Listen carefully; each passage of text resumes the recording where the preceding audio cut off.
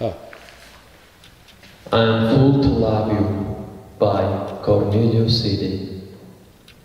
Some folks will tell you the blues is a woman, some type of supernatural creature. My mother would tell you, if she could, about love with my father, a strange and sometimes cruel gentleman. She would tell you about the choices a young black woman faces. He's falling in love with some man, a deal with the devil in blue terms. The tongue we use when we don't want nuance to get in the way, when we need to talk straight. My mother chooses my father after choosing a man who was, as we seen it, of no account. This made my father look good. That's how bad it was. He made my father seem like an island in the middle of a stormy sea. He made my father look like a rock. And it's the blues the moment you realize you exist in a stacked deck. You look in a mirror at your young face, the face my sister carries, and you know it's the only leverage you have got. Does this create a heart that whispers how you're going to do? Is the blues the moment you shrug your shoulders and agree a girl without money is nothing, thus to be pushed around by any old breeze? Compared to this, my father seems briefly to be fire escape. This is the way the blues work. Its sorry wonders makes trouble look like a feather bed, makes the wrong man's kisses healing. Nobel Peace Prize acceptance speech by His Holiness the 14th Dalai Lama of Tibet. No matter what part of the world we come from, we are all basically the same human beings. We all seek happiness and try to avoid suffering. We have the same basic human needs and concerns. All of us, human beings, want freedom and the right to determine our own destiny as individuals and as peoples. That is human nature.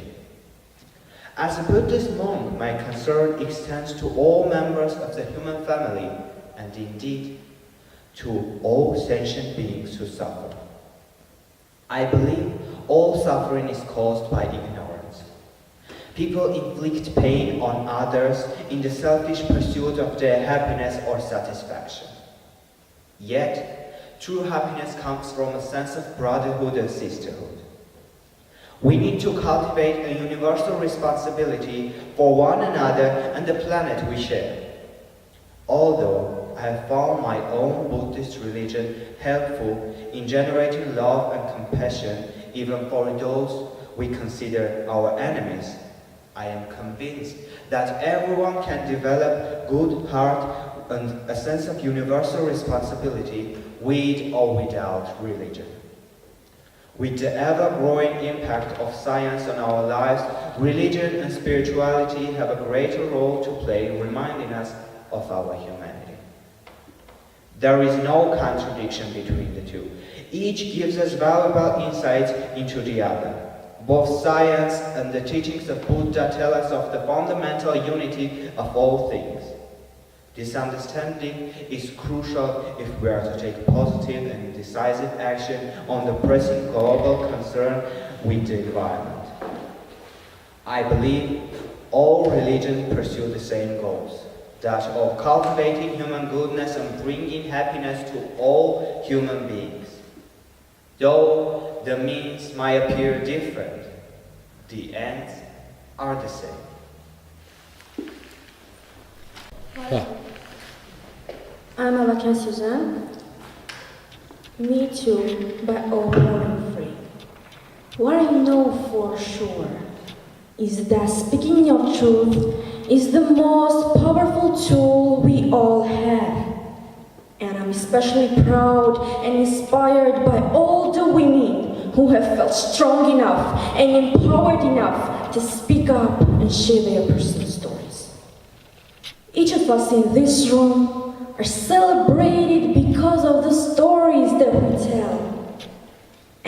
this year, we became the story.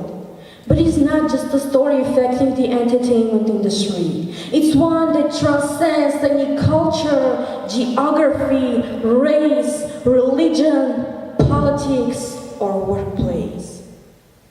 So I want tonight to express gratitude to all the women who have endured years of abuse and assault because they, like my mother, had children to feed and bills to pay and dreams to pursue.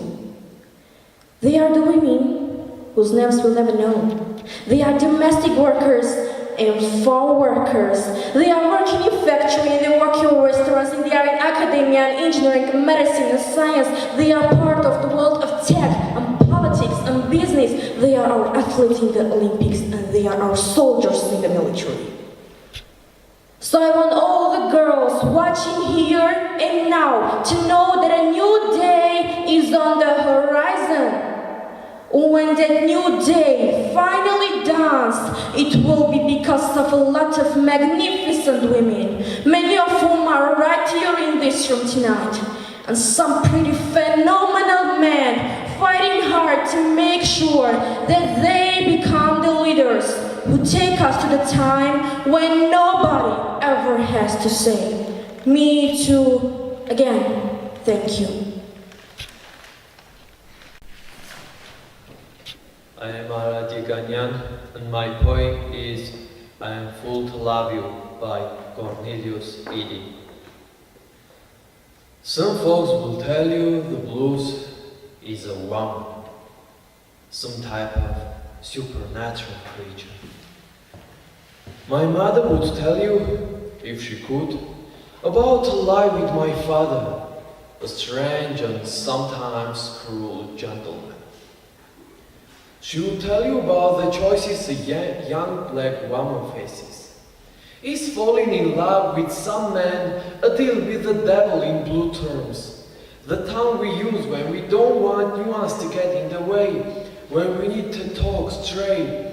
My mother chooses my father after choosing a man who was, as we seen it, of no account. This made my father look good. That's how bad it was. He made my father seem like an island in the middle of a stormy sea. He made my father look like a rock. And it's the blues the moment you realize you exist in a stacked deck. You look in the mirror at your young face, the face my sister carries, and you know it's the only leverage you have got. Does this create a heart that whispers, how you going to do? Is the blues the moment you shrug your shoulders and agree, a girl without money is nothing, thus to be pushed around by any old breeze? Compared to this, my father seems briefly to be fire-skinned. This is the way the blues work. Its sorry wonders makes trouble look like a feather bed, makes the wrong man's kisses a healing.